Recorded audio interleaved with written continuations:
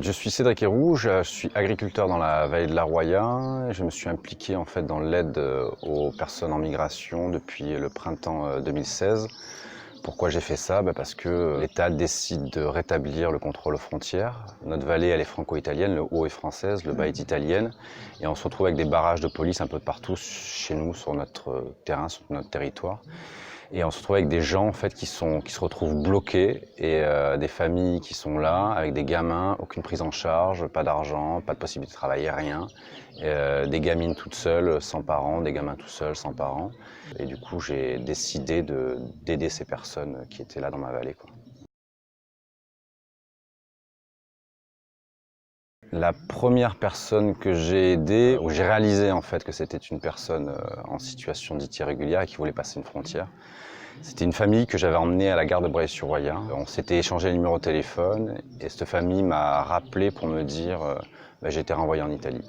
Et ça m'a semblé un peu fou. Puis après, je l'ai refait passer et je l'ai emmené dans une gare beaucoup plus loin que celle de Breil-sur-Roya. Comment ça se passe? Donc on a quelques caravanes, on a des cabanes en bois et on a des tentes quand il y a beaucoup de monde. Et une cuisine collective, donc une ferme qui fait 2 hectares. Et autour de ma ferme, une cinquantaine de gendarmes mobiles qui empêchent les migrants d'arriver chez moi. Parce que chez moi, ce qui se passe en fait, c'est qu'on régularise les gens. On les protège juridiquement pour qu'ils puissent continuer leur voyage. On leur demande d'être des bénévoles, donc de participer à faire la nourriture, etc. Et on a des référents pour la nourriture, des personnes qui sont sur place, qui habitent sur place et qui sont en demande d'asile.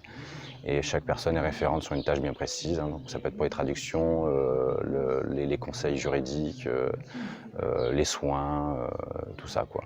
Et ça se passe plutôt bien. On a eu 2500 personnes qui sont passées à la maison de 2016 à 2018.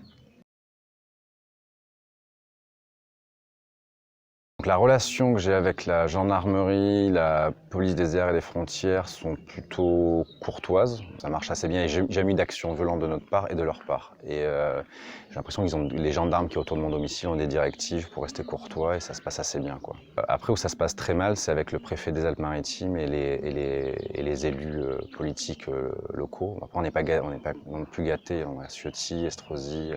Le préfet, à part nous incriminer, à part nous mettre des gendarmes mobiles et de l'armée, de la police de partout dans la vallée, nous, ce qu'on lui demande en fait, c'est pas compliqué, c'est de faire une demande d'asile à la frontière et d'arrêter d'obliger les gens à se mettre dans la clandestinité pour accéder à leurs droits, alors que ça serait faisable de le faire à la frontière.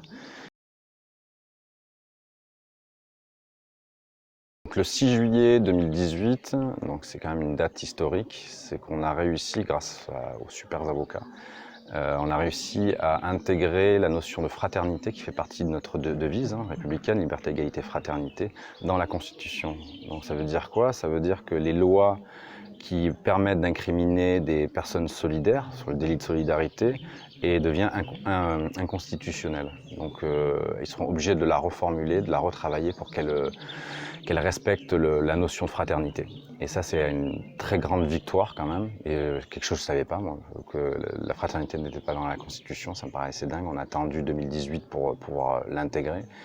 Et c'est une réussite, mais pour beaucoup de choses, c'est que toutes les lois qui seront construites devront respecter la fraternité.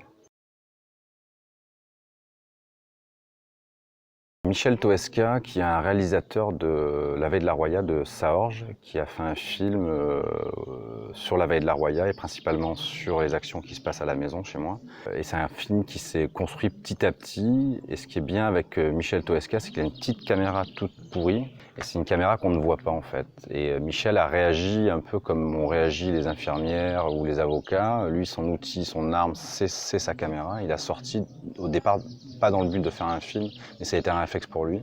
Et puis maintenant, c'est un film qui a été primé à Cannes, avec une mention à l'Œil d'Or et pour les documentaires, et qui maintenant tourne dans les salles en France et qui a été pris en Italie, en Allemagne, en Suisse, peut-être en Espagne, je sais pas. Donc il marche plutôt bien. Après, c'est un film petit moyen qui ressemble à notre lutte. Donc il n'y a pas de preneur de son, il n'y a pas de pied, c'est filmé comme ça sous l'épaule. C'est un film qui montre en 1h40 ce qui s'est passé pendant 3 ans dans la Vallée de la Roya.